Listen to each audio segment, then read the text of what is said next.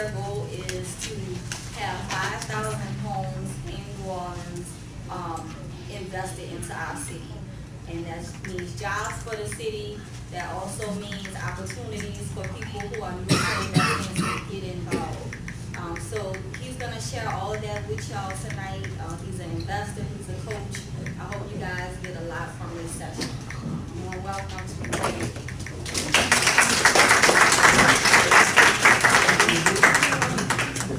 Can you guys hear me okay in the back? All right. Yep. Okay. Listen, come on up a little bit from me. We got some $100 bills in the front seat. Come and get them $100 bills, right? So everybody have one of these worksheets. Anybody do not have one of these worksheets? Anybody do not have an ink pen the right way? All right, we got it going on tonight. Wouldn't you guys agree that America is one of the most wealthiest countries on earth? By a show of hands. Almost everybody in the room, right? In America, do most people you know have 6 months in saved up, just in case they can't work and they can live off? Yes or no? No. No. Do most people have $3,000 saved up in a quick emergency fund where they can put their hands on just in case the tires go out of the car? Yes or no? No. No. But I thought America is one of the wealthiest countries in the world. Y'all with me? See, there are some banks, there are some big businesses that found a way to capitalize on us. What up, young man? Welcome. Good. The big banks, the IRS, the big businesses found a way to get money out of our pocket.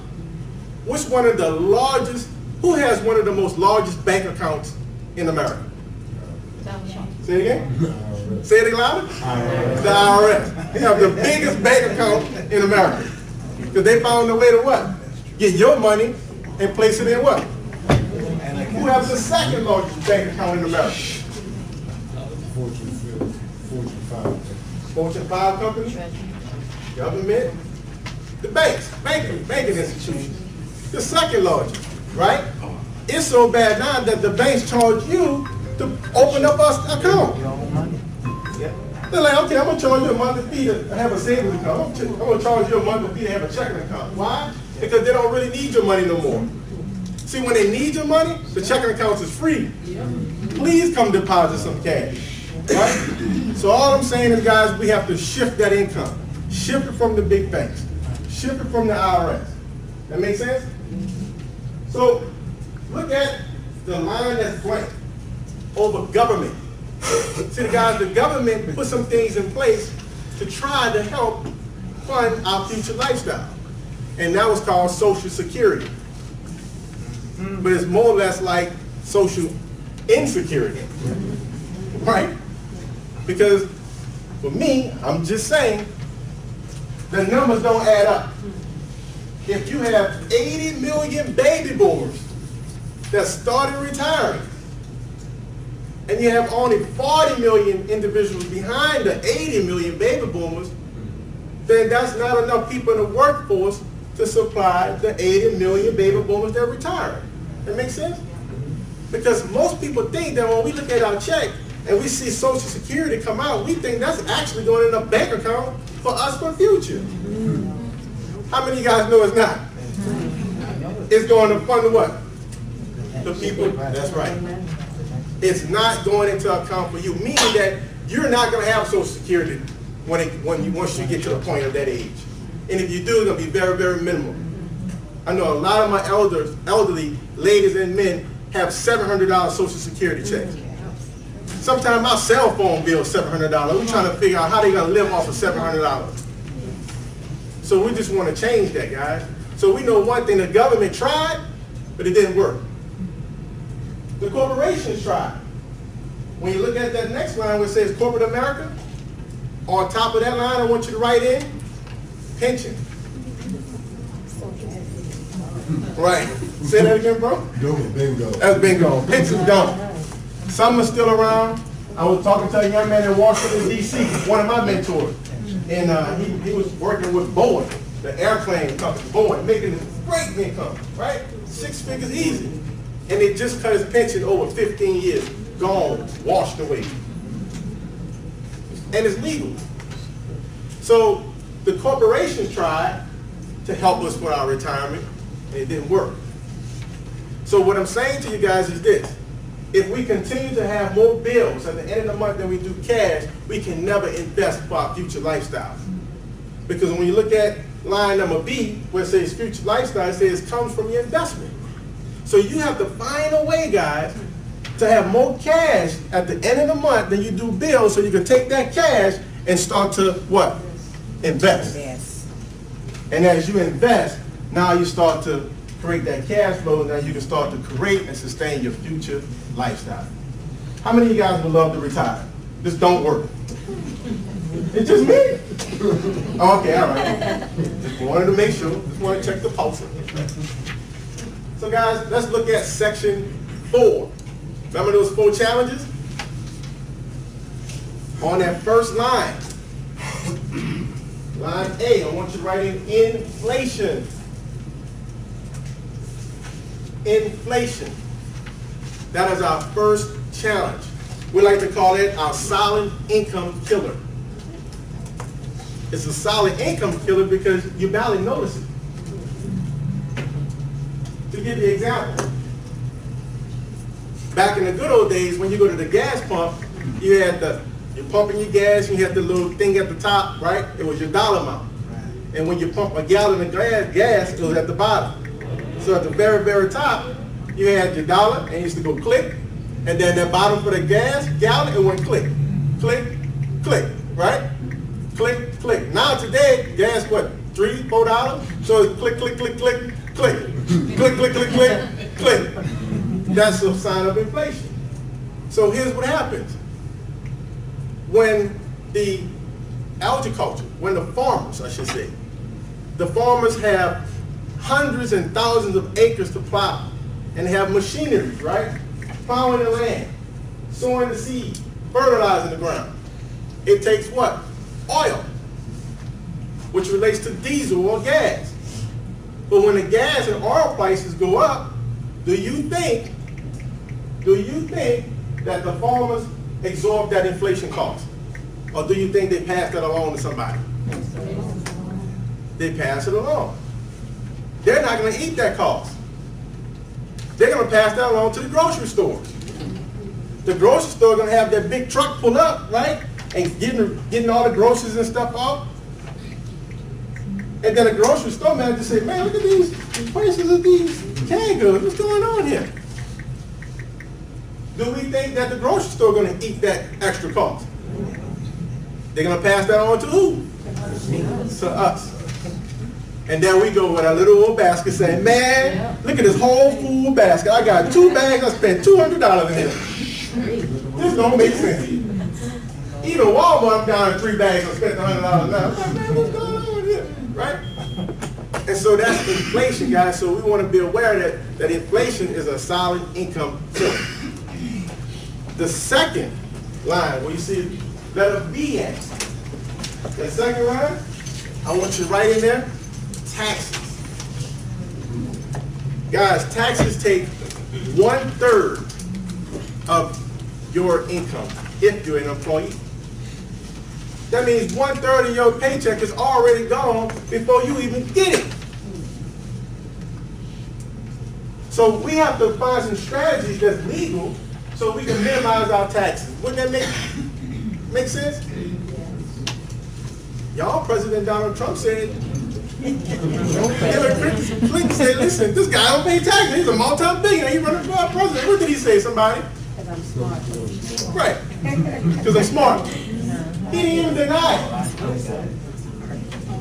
He said, because I'm smart. Why? Because he knew the rules of the financial game. He have a financial education. He knew how to move around. Warren Buffett made a statement. And you guys can look this up on Google. Just type in Google, Warren Buffett, secretary, taxes. Warren Buffett, secretary of taxes. Just Google it.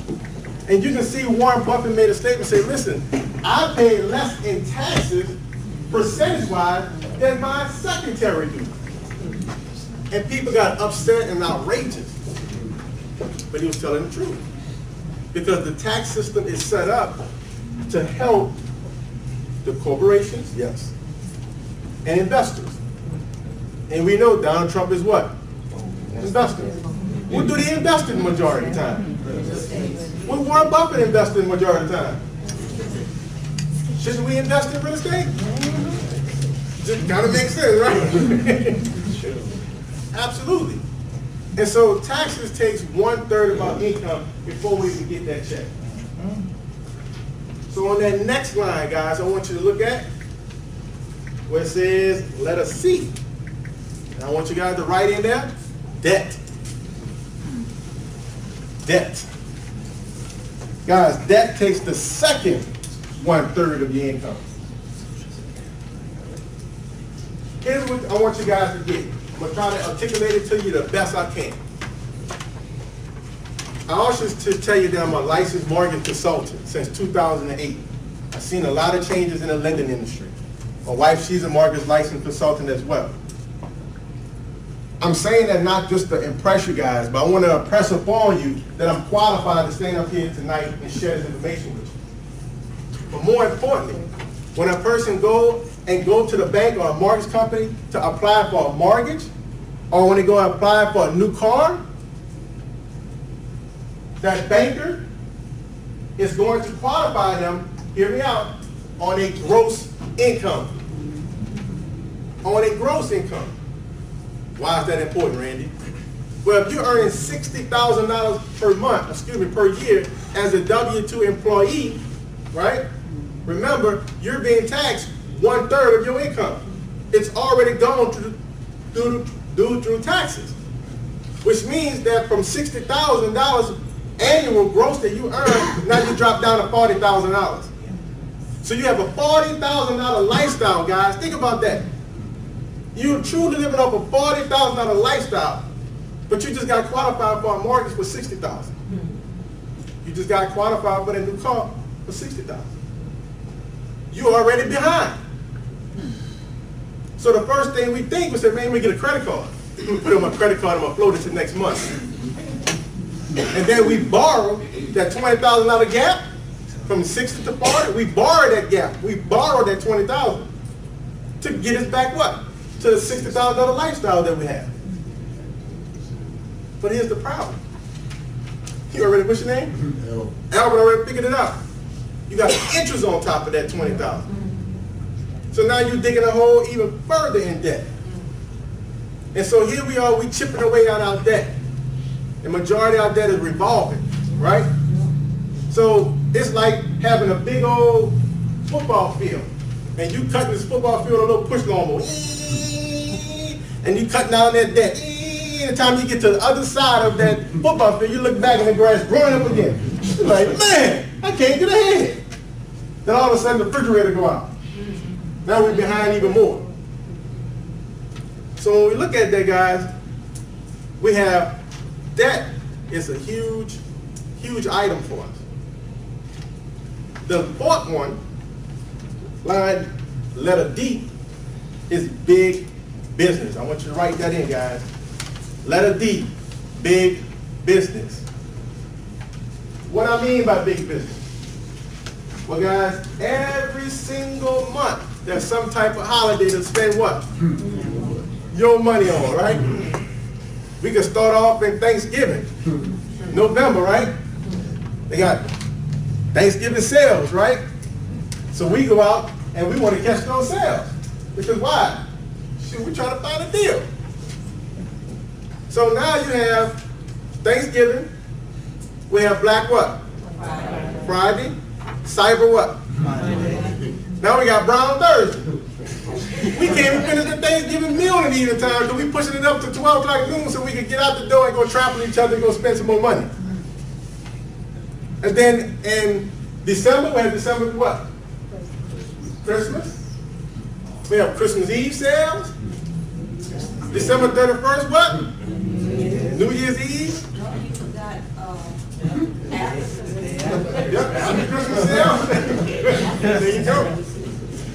January 1st, who we have? This is for the guys. This is for the guys. Ladies, y'all don't speak on this one. February the what? All right, Valentine's. All right. Guys, you better not miss that date. February the 14th. In March, we have what? Yep, spring sale, spring break. Next, we got April. What's in April? Easter. What's next? I'm missing a month. Or April? May. What's May? Mother's Day. June. July. August. School. Back to school now. Yep, you got it. September. Labor Day. October. Halloween. And that's not including birthdays, anniversaries. We ain't talking about New Orleans. Every weekend we got either some type of festival, right? Crawfish, World Festival. We got every festival every week. So we constantly spending money, guys. And so what I'm saying is we participate in capitalism all the time. We just the ones being capitalized on. So I want you guys just to think just a little bit different. And that's the reason what this worksheet is about. Just to kind of bring, you guys know this already, but it just brings back to memory. So you know what? Let me focus on it. So whatever I focus on, what? Expands. So when we're able to focus on, now we'll be able to understand these challenges, and then we can move forward with some solutions. That makes sense, guys? So how many of you guys looking for some solutions? Right, we want to get out that financial rat race, right? So here's what I want you guys to do. Somebody tell me what's our 2 financial objectives. Somebody tell me real quick. 2 financial objectives. What's our 2 financial objectives? Take care of our lives. All right. What's our 4 challenges?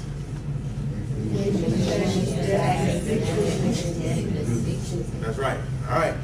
So we're on the same page. I want to be clear too.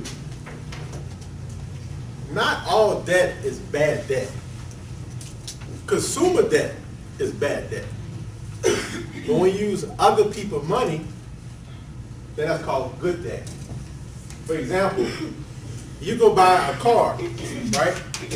And it's for you to drive the children to school, right? And every single month, that car takes money out of your pocket, right? Each and every month. That's bad debt. But if you're an Uber driver, right? That car become an asset to you, now it become a good debt. So I'm not the Dave Ramsey type of guy that say, hey, go get out of debt, cut all your credit cards up. I'm not that guy. What I'm saying is, first off, it starts with a financial education, right? That's number 1. Number 2, debt is good. Donald Trump said that he had tremendous amount of debt and he loved that. Robert Kiyosaki said that he loved that because debt make him wealthy, make them wealthy. For example, in real estate investing, you want to use other people's money to be able to what? Buy your property. That's called good debt. So if the bank can give you a loan for 80% of the money, and then you may have a cousin who just got a lawsuit from Morris Barton, they give you the other 20%, guess what? You made whole. You're 100% investor without even having your cash up and not even your credit sometimes. That make sense? So there's multiple strategies that you can do to invest in real estate right now. You just got to be aware of it. I'm going to put him on the spot, but Mr. Robert Woods in the back there, who's a real estate investor. Raise your hand, Mr. Robert Wood. Let the crowd know real quick, is business debt bad or good in your business? Business debt is really good. Why it's really good? Unless you have an NOL carryover, then you got a problem. But anyway, debt is really good because that helps you purchase additional properties to build your portfolio. Without the additional money, you cannot acquire additional properties. Right. NOL is what? NOL is a net operating loss. So I want you guys to understand clearly. I'm not saying that all debt is bad. I'm saying consumer debt is bad. We want to minimize your taxes. We want to minimize your expenses, and we want to minimize that debt. And they'll get you in a position, like Veronica mentioned, to have a great debt to income ratio. Because if you're a first-time home buyer, you may be able to qualify for an FHA loan product. And they want a max of 50%, meaning the income that you can prove that's coming in yearly versus your liabilities that you pay out, it has to be no more than 50%. You have to know those numbers. If you're a conventional buyer, it's going to be around 43 to 45% debt to income ratio. So we have to take responsibility and say, okay, it is what it is today. But now I'm going to take this financial worksheet, focus on it, so now I can start to minimize my taxes, minimize my debt, minimize my expenses, get those debt to income ratios down. All our revolving lines of credit is below 30%, and we're going to watch those credit scores skyrocket. That make sense? So guys, there's several different ways that you can start to invest in real estate. I'm going to give you some pointers. The first way, on the back, you might just write it on the back real quick. The first way, guys, is called a property locator. The industry calls them bird dogs. What that simply means is that you have no cash, you have no credit, you're not sure if investing in something that you want to do, and so you say, you know what, I will just look and find properties. So as you're driving to work, you might see a distressed property. If you at work and somebody might say, you know what, man, my auntie just lost their job and she's facing foreclosure, that's a motivated seller. You know what, my uncle just received an inherited property. They don't want to be landlords. That's a lead, right? So you take that lead, you get that information, you get that address, you get that telephone number to that person, you pass that on to an investor. That's what Know the Home Project is. We are a real estate education and investment company. We specialize in buying distressed properties at a discount, renovating by adding some value to them, and we either rent or we resell those homes. We have a large group of investors, and every single month that group is growing. We also have cash buyers in our group, so we can close quick on the seller timeline. We never, ever ask the seller to make any repairs. That saves them a lot of time, money, frustration dealing with contractors. And so we're able to go in, purchase that property from that motivated seller, and rehab it, create livable ways, sustainable jobs, and be able to bring that product to the community. That make sense? Yeah. So what I'm telling you guys, you have a resource. So if you know family members that inherited a property that's an unwanted property, you have a distressed property in your neighborhood, you know the homeowner, then as a property locator, you can make up to $1,000 by just making a simple referral. That also gives you some experience to say if you even want to do this or not. That makes sense? So number one, property locator. It doesn't take your own cash, it doesn't take your credit. The second way you can invest in real estate without using your own cash or credit is called wholesaling. Wholesaling. And what that simply means is that you are that marketer. You're going out, finding those properties that's distressed, or even finding a distressed buyer. Randy, what do you mean by a distressed buyer? Well, I gave you guys a couple of examples just now. A distressed buyer might be someone who lost their job. They're behind 3 months on a mortgage. The sheriff come knocked on the door and served them a lawsuit paper saying the sheriff get ready to sell their home. You're facing foreclosure. A lot of people, what they do, they take the head and they stick it in the ground and hope the problem disappears. It does not disappear. And you don't want that foreclosure on your credit report. You don't want that bankruptcy because it delays you. But what if you can find an investor and say, I'm willing to buy your property from you in 2 weeks. I know it's hard. We've been attached to the home. But if the sheriff take it, you get nothing. But if you're able to sell fast, you may get some cash, but you save your credit.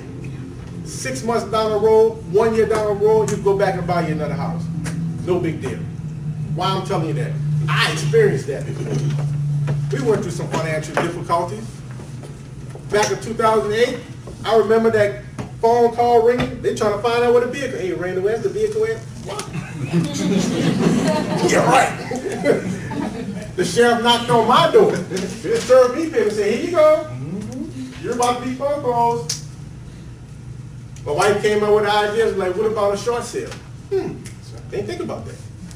A short sale, very simple, is that the mortgage company look at your financial hardship and accepts a short on the mortgage. You might owe $100,000, but they might accept $60,000 and relieve you of that debt. That makes sense? So what I'm saying to you guys is there's a lot of motivated sellers that's out there. They either inherit their property they don't want to be landlords, right? They may have lost their job, might have some illness. There's a lot of motivated sellers that you know. There's marketing strategies that you can do. Some people do direct mail campaigns. You guys might have seen signs around town saying what? We buy what? Cash. That's called marketing. So when that motivated seller who just got that knock on the door from the sheriff and look at that sign and say, we buy houses cash, let me call it them. Let's get this thing done. So now, here's the deal with wholesaling. You're marketing. You have a skill set. You know what type of properties to look for, what areas to look for, and you actually get that property under contract, under a purchase and sales agreement between you and that seller.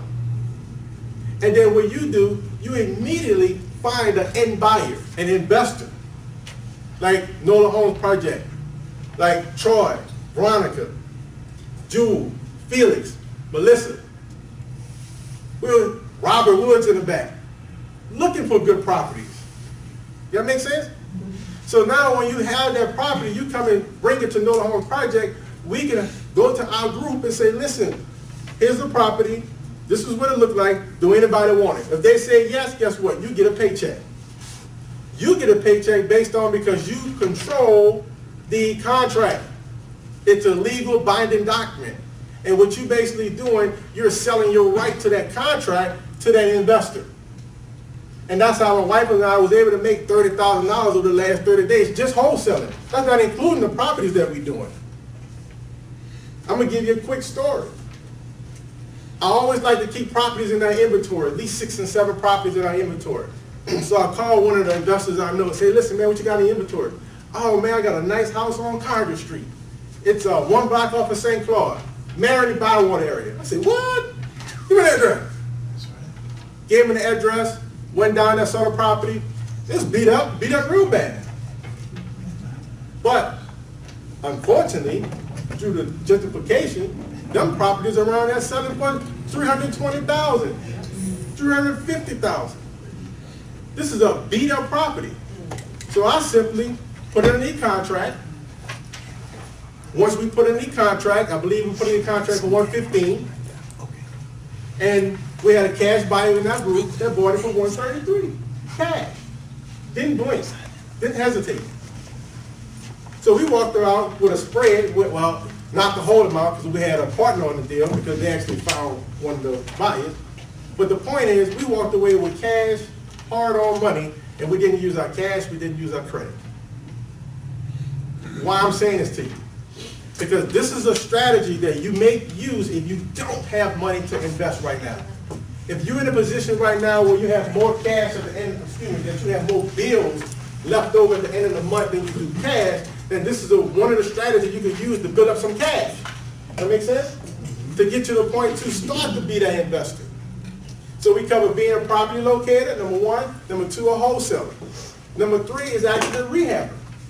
Where you simply, guys, you have the skill set and knowledge to go find their property. Know how to evaluate the deal to make sure it's a viable property, a viable investment. But steady wholesaling it and selling your right to a contract, you actually get the lending from a mortgage company, from a bank. I'm a hard money lender as well. Hard money lenders for investors. They don't look at debt to income ratio. Think about that. There's hard money out here that do not care about your debt to income ratios. They don't really care about your credit score. What they care is the deal. If you got a profitable deal, they will lend it. And so what happens is now you're able to buy the property, rehab the property, put it on the market, instead of making maybe a $10,000 wholesale fee as a wholesaler, or $1,000 fee as a property locator. Now you put yourself in a position to make another $30,000, $40,000, $50,000, and in this market in New Orleans, $100,000 off a flip. So now you can take that capital gain that you earn, right, legally, and now you can pay down what? Some debt. Y'all see the strategy? So a rehabber is a strategy. The next strategy is a landlord, where you holding for cash flow. Meaning if you have $5,000 that it takes for you to sustain your current lifestyle, and make sure you guys do this over the next couple of days. Find out in your household how much money it takes for you to live. How much money it takes each and every month for you to sustain your current lifestyle. Make it a goal, write it down. I know it hurts. I know it's painful. You don't want to see it, but you gotta know that number. Know that number. Then once you have that number, guys, now you can work towards lowering that number. So think about this for a moment.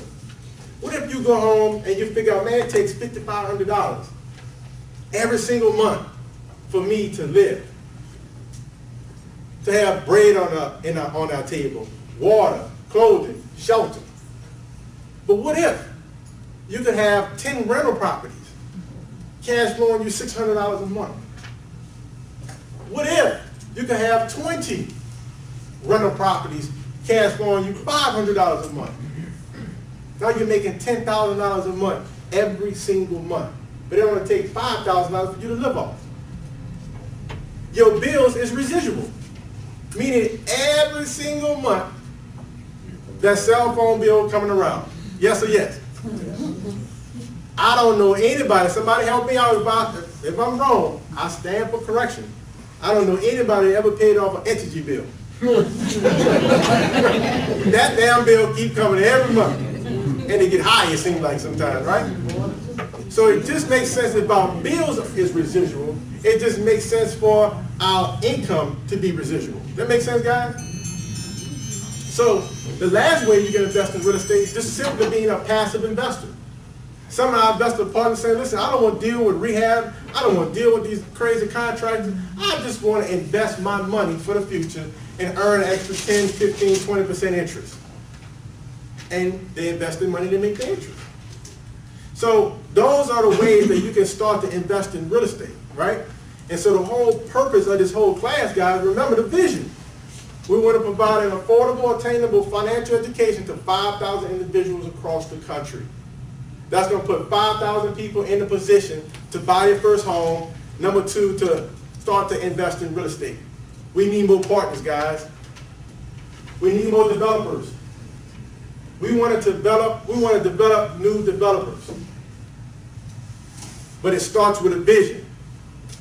Once you have that vision, now you got to create that belief in you. Belief is having certainty that it can happen to you in your life. But you got to get around people who are going to teach you this stuff. You got to get around people who are going to motivate you to do more than just going to your job. I'm not saying nothing wrong with a job, because if you don't have a job, you'll be on the streets. But what I'm just saying is elevate your vision past just having a job. The time is now. There are some tough times coming in the presidency coming up. Some tough times coming. Some government programs going to be cut. We can't continue to use God as an excuse to remain ignorant. God's going to take care of you. He's going to provide. I am a believer. Trust me. He is my Lord and Savior. Trust me. But I know that I must do something. So you got to get around people that are going to teach you some stuff, all right? So that is the information on the real estate. So now, guys, I'm going to jump into the solutions. So I want you to turn your page around and let's look at section 3 where it says solutions. There's 3 sections. A section on the left, one in the middle, and one on the right. And we simply going to go from left to right. Okay, guys? So at the very top, it says W-2. That's it. On the left-hand side, it says W-2. And you see that word taxes? And it says at. In that blank line, I want you guys to write 28% dash 33%. 28%-33%. What that means? That means as a W-2 employee, as a person that has a job, you're being taxed the highest in the tax arena. Some people, it's taxed up to 37%. I'm being conservative with the numbers. By the way, I'm gonna give you a disclaimer, I'm not a CPA. Consult your CPA, I'm giving you estimates, what I see. That make sense? So, to the right, in the middle, underneath the 1099 bracket, you see another line that says tax, and I want you to write in that blank, 18-23%. 18-23%. And what that simply means, as a business owner, you're taxed a little bit less. And all the way to the right, in that right column, you see tax less than, I want you to write in 15%. 15%. You guys remember that story when Donald Trump was going back and forth on he haven't filed taxes in years, and all of a sudden, I think it's 2004 was released. Anybody saw that article? Yeah. And when they released it in 2004, it showed him at a 25% tax bracket. He wasn't up to that 33%. But here's what's interesting about that story. They compared him to Mitch Romney, the guy who was running for president with President Barack Obama. They compared him to Mitch Romney in that same year, and Mitch was up to 15% that he paid on taxes. Think about that. Mitch Romney owned Burger Kings and all kinds of different, but he was taxed at 15%. Why? Strategy. He had a business. So let's go back to that left-hand column underneath W-2. Underneath, when you just wrote 28 to 33%, you see it says, I work. It says, I'm taxed. And it says, I spend. Meaning, taxes come out before you get your check. So you work, you're taxed, and then you spend what's left over. We talked about that. Remember? Having that $60,000 gross income, but you're only living off that $40,000 lifestyle. It's 1/3 of your check going through taxes. But look at the middle column, underneath business. It says your business work, your business spends, then your business is taxed. Your business works, your business spends, and then your business is taxed. What does that mean? It simply means that as a business owner, if you need clothes for your business, you could go out and you could go buy you some clothes. Shoes, socks, shirts, slacks, and you can write off a portion of that because it's a business expense. As long as it doesn't have name brand on it. It's a business expense. You follow me? You may say, you know what, I'm kind of hungry. Let me go grab some lunch or some dinner. Then we'll talk about some business at the dinner table. We had Copeland's or whatever. Guess what you can do? You can write off a portion of that dinner as a what? Business expense. Don't we buy clothes already, guys? Don't we eat already, guys? Do anybody put gas in their vehicles? So when we own our own business, we can actually write off a portion of our gas, a portion of our mileage. If you have a home-based business, right, meaning that you have expenses in your household. There are some guidelines, right? Give it your CPA, some guidelines, right? Because you have a particular room for your office space. But if you have a home-based business, guess what you can do too? You can write off a portion of your internet bill, your cable bill. If you buy a TV and you put it in the office, you can write off a portion. That's over 400 plus tax deductions as a business owner that most people do not know about. So all I'm saying, guys, you're doing this anyway. Anybody took a vacation last year? What if you took that vacation and talked about business, did some prospecting, did some marketing out there? A portion of your plane ticket, your hotel room could be what? Tax what? Deducted. That's what I mean by when it says that the business works, the business spends, and then the business is taxed. And so for most people, Veronica was talking about that earlier, for self-employed people, they understand that. And so they take all the tax deductions, right? But they're not realizing I want to buy me a mortgage this year. I want to buy me a house this year, so I need a mortgage. So they'll tell Veronica, listen, man, I earned $100,000 this year, last year. But yeah, but you only showing $5,000 for your taxes, right? Because they deducted everything. So what I'm sharing with you guys is, there's nothing wrong with that, but if you're going to do that, just know, hey, I'm about to buy a house, I need to get prepared. So what I'm saying to you guys, we're already buying gas, we're already buying clothes, we're already going to eat out to dinner. It just makes sense we allow that business to pay for it. That makes sense, guys? So let's look at the third column, where it says the number sign. It says money works and money earns you money. There's a little term in investment called cash, asset, cash. Cash, asset, cash. And what that simply means is that you want to take some cash, buy, build, and grow an asset that's going to generate you more what? Cash. And that way you're taxed the least. But we got to get in that position, right? Because remember, what's our 2 financial objectives, guys? Right. To sustain our current lifestyles, paid for by our labor today, and to be able to create and sustain our future lifestyle, and that's paid for from our investments we make today. But if we don't have enough cash left over, we got more bills at the end of the month left than we do cash, we can never make investments today. Which means today turn into tomorrow. Tomorrow turn into next week. Next week turn into next year, and we still not investing. So we got to do something different, guys.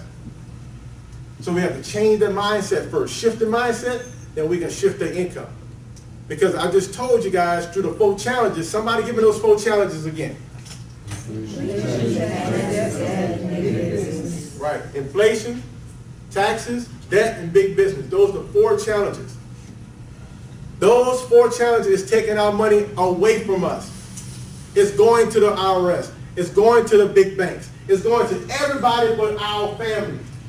So we have to shift that income back from them, back into our pockets. That make sense? So let's look at the left-hand column again. And we want to write in that black line where it says management, we want to write cash flow. Most people have a cash flow management problem. I did.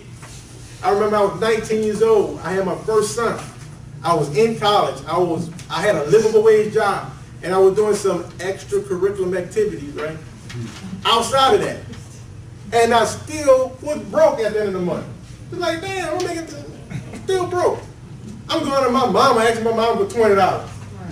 Going to my dad, asking my daddy for $20. Going to my brother, asking my brother for $30. In the same week.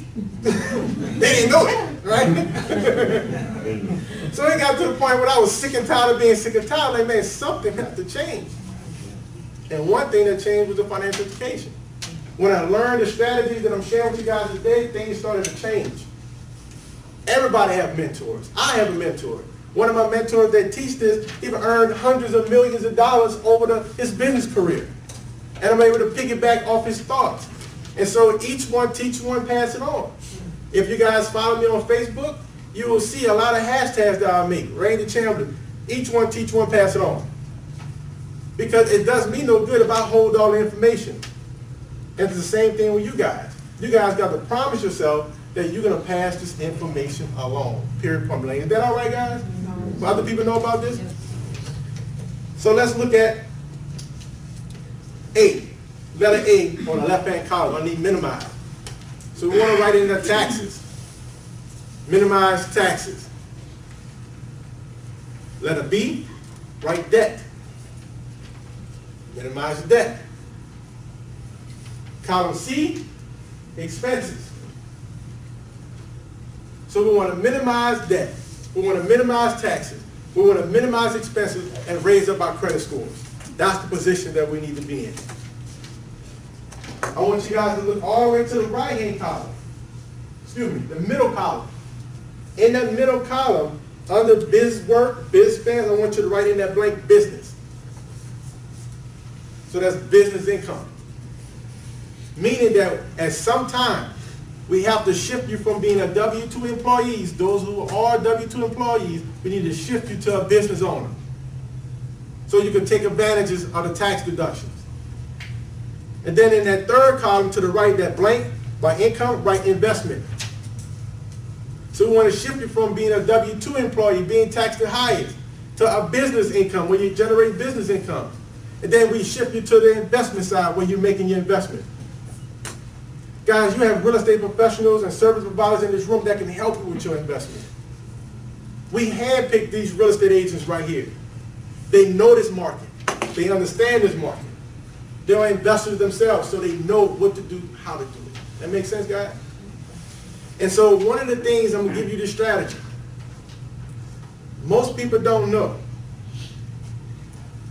that you can earn an extra $200 to $800 every paycheck without going to ask your boss for a raise. Anybody interested in how you do that? You can earn an extra $200 to $800 every paycheck without going to ask your boss for a raise. Here's how you do it. Anybody went to the HR department and filled out a W-4 form? That form that says how much taxes that you want to be left, right? Yep. And so, here's the thing, guys. I don't know about you, but nobody ever taught me how to properly fill out a W-4 form. And I taught in school. My parents didn't know. And the HR department, they certainly don't know. So what we do our best, we fill it out and turn it in. We don't have a clue what's on that form. But on the back of that form, there's a second page called a worksheet. And that worksheet is designed for business owners. Meaning if you're working and you have a home-based business, or you working, you got somebody mentioned a nail salon or a hair salon or something of that nature, if you have some extracurricular legal activity going on, then you can use that second worksheet on that W-4 to minimize how much money comes out of your paycheck. Most people fill out a W-4 one time, they've been on the job for 20 years. When they started, they were single, no children, no house, living in an apartment. Now they got 5 children, been married one time. Situations change, which means your financial situation changes.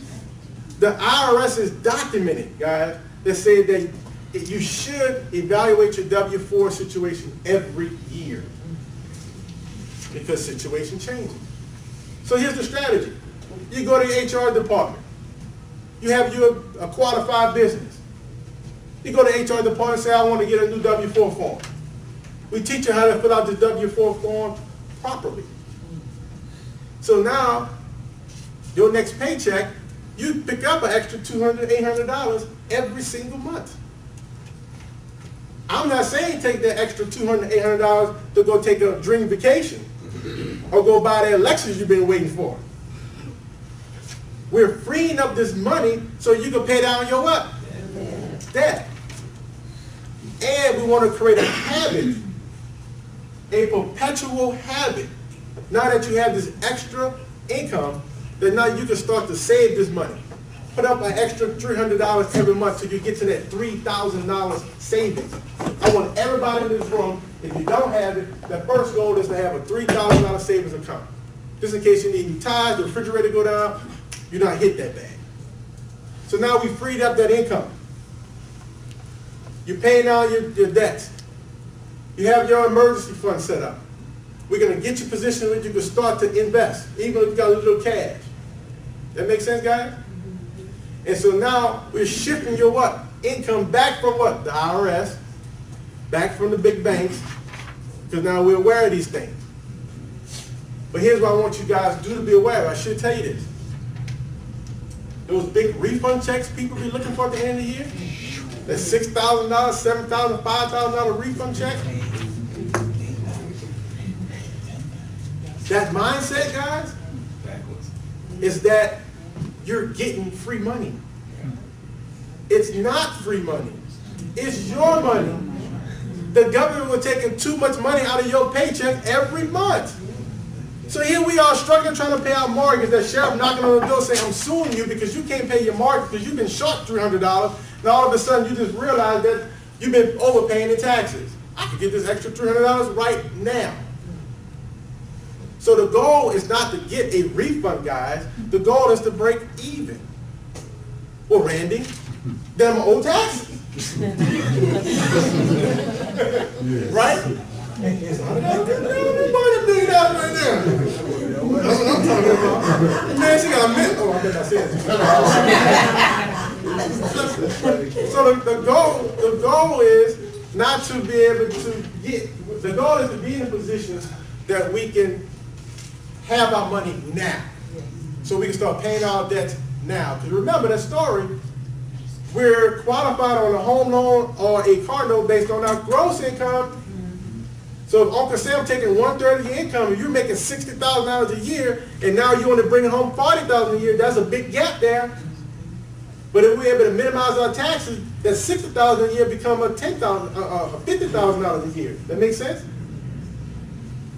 Randy, I'm old. You trying to get on the government? I don't want no government. I get that. I understand that. Guys, here I want you to understand. You owe anyway. Everybody owe. Anybody got a Social Security number in this room? Did you know your Social Security number is on the New York Stock Exchange? You already owe taxes. The question is, how are you planning on paying your taxes? Do you want to overpay? Or do you want to have a business, get yourself in position where your business spends, business earn money, your business spends, then you tax. And the reason why you're in a lower tax bracket in business because in my world, after I pay all my expenses, I don't got no more money left. Meaning that, hey, I created my lifestyle. That make sense? And so that's the key I want you guys to understand. That word refund. Word means things. That prefix re means again. That suffix fund means money. So there's your money again. So yes, you might not get that $5,000, $6,000 check at the end of the year because Uncle Sam been taking that money from you. And they're being using your money to make money off of you. But now you're saying, no, I'm going to keep my money now so I can pay down my bills, pay down my expenses. Now I'm making more money because I'm investing in real estate or I'm investing in another portfolio. That's the position we need to get in, guys. All the way to the right, you have the letter A. I want you to write, as underneath investment, I want you to write yourself. Your first priority, your first investment is in yourself. You have to buy CDs. I'll get ready to say tapes. You got to buy some motivational CDs. Today, you can go on YouTube and watch some motivational videos on YouTube. You got to start working on your belief. Because remember, your belief determines your speech. Your speech determines your actions, and your action determines your results. So if you believe something to be true, you're going to take massive action. And when you take massive action, you're going to get what type of results, guys? Massive results. But if you don't really believe that this can work, if they come out your mouth and say, man, I hope this financial strategy that Rain and Shannon did work. I hope I could invest in real estate. I wish I could do that. I'm telling you, don't even start because you're going to already fail. Because you're using the word hope. You have to get to yourself that you believe this. You don't need faith, guys. I tell people all the time, you don't need faith to invest in real estate. You don't need faith to be financially free. You don't need faith. Faith is the substance that's what? Hope. Right. That's not what? You see people investing in real estate. You see people doing this. You need the belief, not the faith. You got to work on you. And once you work on you, your life's going to change. The results going to change. I guarantee you. I put my stamp on it. But you got to be committed. Tony Robbins make a statement all the time. He said, listen, if you're going down a path and you're not getting your results that you want, change your approach. Don't think that detour is destruction. Then when you change your approach, you're going down that path again, and that don't work, you do what? You change your approach again. You change your approach until you win. Period, point blank. And so what I want to share with you guys on letter B, I want you to write dividends. Dividends. So we do invest in stocks, bonds, something of that nature. We want to make sure we get cash flow every month or every quarter. dividends. The last line, line C, I want you to write real estate. I'm kind of biased on real estate, I'm not gonna lie to you. Because that's our bread and butter, that's what I know, that's what I enjoy. Guys, this is not work for me. I enjoy this. These real estate professionals over here enjoy what they do. It's not work. In the middle column, guys, on line B, I want you to write A. Thank you. On line A, where it says invest. Remember, invest in yourself, right? In that line that says invest, I want you to write $35. And the line next to it, I want you to write $35. Randy, what is that? Before I get into that, on letter B, I want you to write in that line, lifestyle. Write off your lifestyle. That's in the middle column, section B. On the back of your page, I want you guys to write this on the back of the page. We turn in the corner. We almost wrapping up, guys. I want you to write down credit education. Credit education. We have a do-it-yourself credit education. Basically, it's a 10-module course that will go into more detail what Veronica was talking about earlier. Each one of those 10 modules is 2 videos. Within those videos, there's downloadable PDFs, documents, such as the dispute letters that you can edit and put your own information in. We give you the 3 credit bureau addresses that you need to mail off those disputes. You can print it out in that back of those modules. We have over 2 hours of credit education. And what that simply does, it allows you to learn how to raise your credit scores. That makes sense? At your own time. How many of you guys been to a credit restoration company or a credit repair company? And if so, how much do it cost a month? I have $100. Anybody else? What you said? I think my brother paid About $400. So we have $400. Huh? Depends on what package you purchase. Exactly. So we got $99, $400. So typically people paying $99, $49, etc. just for the credit education. Well, I shouldn't say education. The credit services. Remember, this is a capitalistic country. So do you really think that they want to help you to raise your credit score quickly if they have you on a monthly payment? No. They're going to drag that thing out for years. So with our course, you better learn it yourself, and we have so much details in this course, guys, you'll be able to go out and open your own credit education course by the information that you're going to receive. So we have what you call an income shifting membership that I want to introduce you to. And within that income shifting membership, you're going to get this credit education course, 10 modules. That make sense? Also, guys, I want you to write the next benefit of this income shifting membership. The next benefit is that you're going to have continual education, financial education, continual financial education, which means we're going to go into more details about how to adjust those W-4s. I mentioned my mentor earlier today.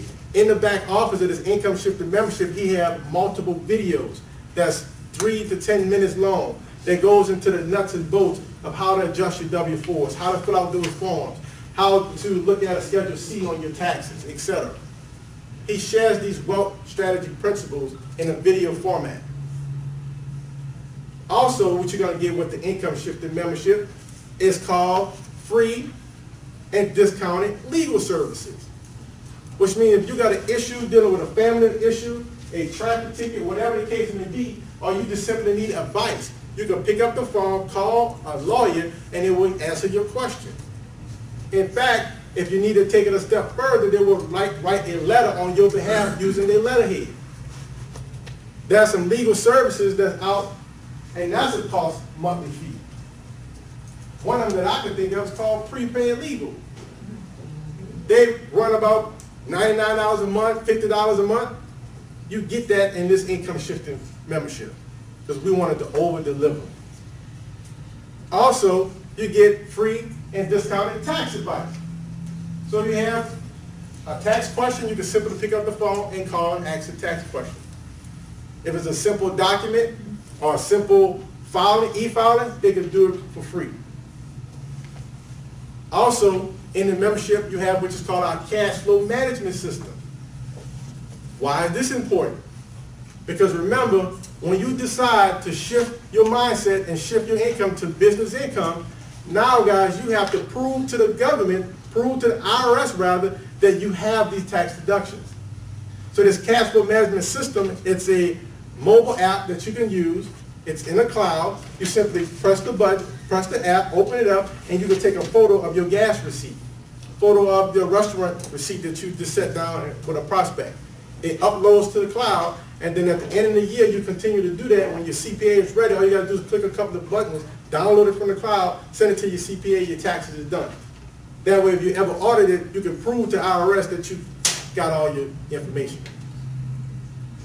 Also, with that cash flow management system, you better plug in debt-free dates. So if you determine, if you go do your homework like I asked you guys to do, over the next 3 days, find out how much income you need to have in your household. And then also you're going to realize how much debt that you have. And you better take that debt, plug it into the software, and it will give you a debt freedom date. They say, listen, you just freed up $200 to $800 every single month. Don't go buy a new Lexus. So you're going to take that money and you're going to add that to the software, and it's going to tell you when your debt-free date is. That makes sense, guys? So you have access to that as well. Having said that, guys, that $35 that I mentioned at the very beginning, the income shifting membership costs a one-time fee of $35 to get started. And you get immediate access to everything I just mentioned. And it's $35 a month after that. Here's what I want you guys to think about. Say it again. You can write that off. You can write that off. So you're getting all these benefits, and you can write it off because it's a business expense. Because it qualifies you for a business. That makes sense, guys? So here's what I want you guys to understand too. I know sometimes $35 might be hard. What we're gonna do tonight, guys, we have a real estate investment crash course that we use all the time. And Monica, you went through the course. Monica went through the course, right? Yes, I did.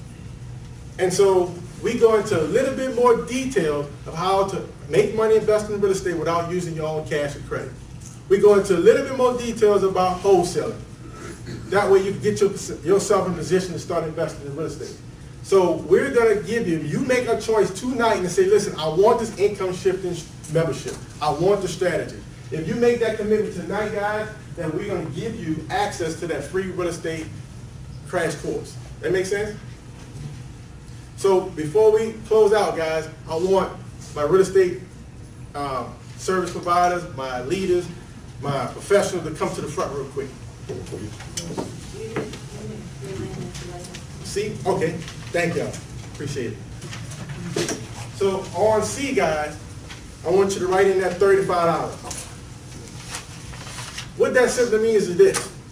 If this strategy seminar made sense to you, and you believe that other people should hear this and learn this, then you simply make some referrals, like some of you guys did today, and say, listen, you need to come to this seminar, or you need to watch this video, whatever the case may be. We have this recorded as well. Then when somebody say, listen, I want to start to minimize my taxes. I want to start minimize my debt. I want to minimize my expenses. I want to raise up my credit score. And they purchase an income shifting membership, then you earn $35. So now you're able to earn some extra income just making some referrals. You don't have to make a referral, but just know it's available. That makes sense? So guys, real quickly, I want to introduce, make sure you guys know everybody. Just take 2 minutes, Troy, and everybody just take 2 minutes to state, what's your name, why you got into real estate, and then why, Know the Home Project 5,000, like, why the social cause? What made you decide to join the social cause? All right, good evening, everyone. My name is Troy Lee. I'm with Keller Williams Realty. And just a little bit of background, I've been in real estate since '99. I did some investing, got my license in 2008. Since then, I've been doing investments, selling real estate, helping other people enjoy their dreams if you want to invest in real estate. I really, really, really love real estate. It is really an enjoyable field to be in. I enjoy helping other people. Lola 5000 was like a marriage for me that it just blew me away. All right, Randy and what they have going on is really great for a lot of people in our community. Our community is small. Everybody knows New Orleans is small. We all pretty much 2 to 3 people connected. So everybody in here has a network of individuals that can use what we have. I want to encourage everyone, if you're interested, you have that opportunity. We are here to help you. I will guide you. Thank you, Troy. Melissa? Hello, my name is Melissa McClendon. I'm a realtor with Alicia Boyd, and I've been a licensed real estate agent for about 3 years now. Prior to that, I was actually had some investment property, which I'm still managing, which is another stream of income. And also, I work with a lot of investors, so that's kind of my passion, working with real estate investors and also first-time home buyers. So my reason for getting involved with this project is that they are focusing on giving you knowledge, which is so powerful. So they're teaching you how real estate can benefit you, give you more income to provide for your families, and to have something to give to your generations to come. Not just for you, but for your grandchildren, your children, something that helps to build our community. So I'm passionate about the project. I hope that all of you are involved in it and continue to go with the program. And I hope that you become all real estate investors. Thank you. Thank you, Melissa. Felix? Hey, how are you? I'm Felix Justin, real estate broker, own company, Just in Time Realty, Hanover. I've been in real estate, I say over, you can say 13 years. And it's fun. I can tell you guys, it's a dream come true. Randy touched on a few things. My passion came in from my parents going through a foreclosure in New York. That's where I'm from. But had this project been in New York, we would have been able to plug into him and get the home sold and not have to go through that foreclosure. I was 18 years old, mother crying, daddy crying. All they said, listen, here's all these books. I said, well, Mom, I got a scholarship to play football at Louisiana Tech. I'm gonna leave it, I'm staying. She said, no, you can go and take the books and make sure this don't happen no more. From that day forward, on the plane, landing all the way to Louisiana Tech, so I'm gonna find some way to get into real estate and make sure this don't happen to nobody else. So all that fine print that the lender has, that a lot of people don't like reading, I'm in it. That HUD sheet, I'm in it.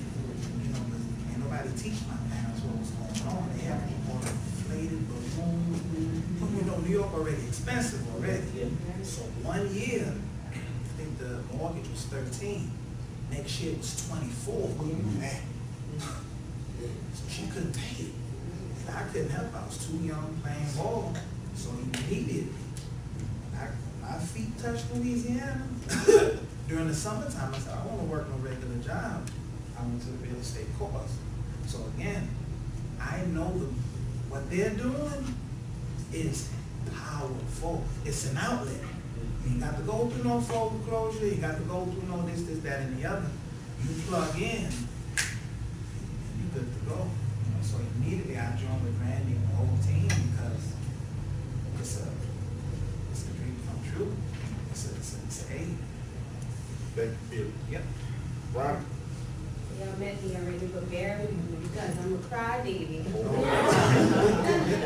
When I start talking about my passion and just listen to these stories, and I'm just thinking about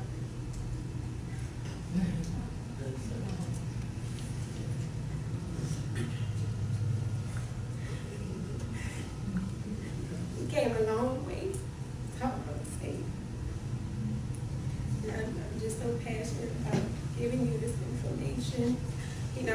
much my parents struggle, they still struggle.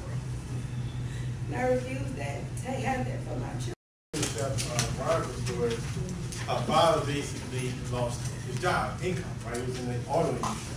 And like Veronica mentioned, he didn't see the change coming, or just didn't want to focus on it, right? Because sometimes we like to put our head in the ground.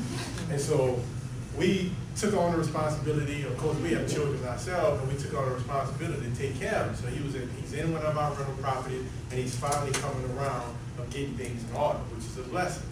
But the point of the story was this: what if he'd have obtained this financial education that we shared with you guys tonight 30 years ago? He would have been in a better financial situation, because not only that we have children, but we have older kids that's getting ready to go to college, and we have a 13-month-old son. So like Veronica said, hey, it was a burden. But at the same time, I look at it as a blessing for us, because we know what not to do. And so we're just very passionate about sharing that.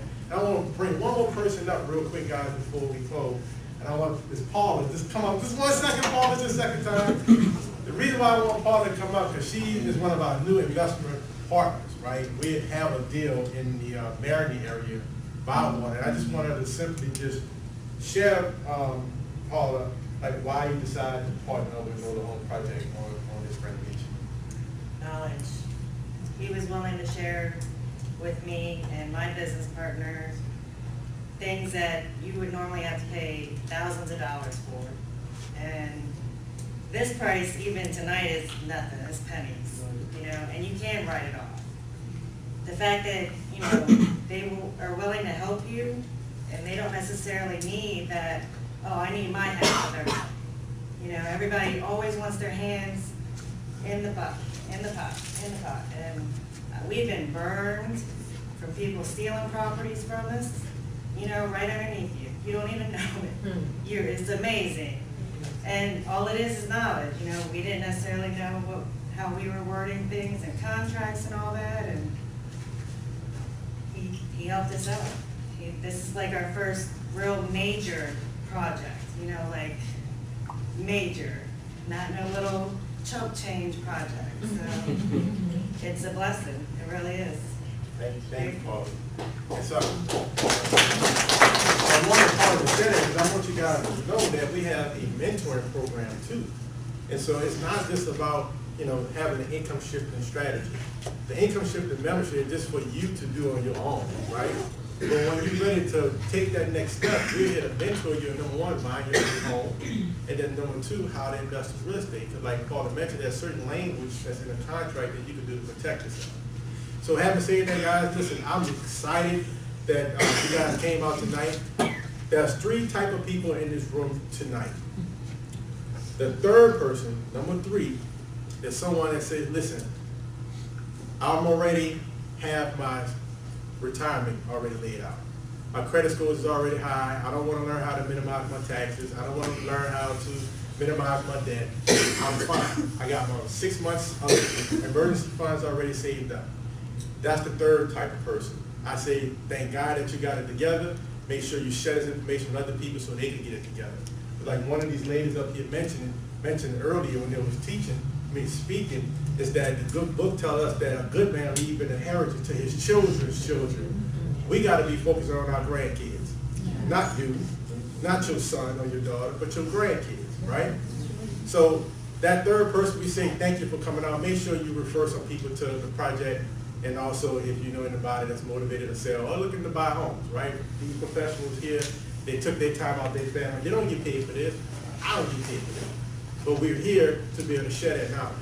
The second type of person that's in the room saying, listen, I do want to learn how to minimize my taxes. I do want to learn how to minimize my debt. I want the strategies. I want to be able to learn how to invest in real estate. And we say, thank you. The number 1 type of person say, listen, not only do I want to learn this thing, but I want to join the movement. I want to be a part of Project 5000.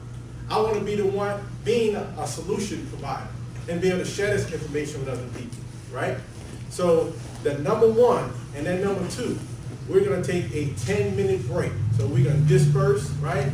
And in 10 minutes, guys, not 11, not 12, but in 10 minutes, we want to get everybody out of here.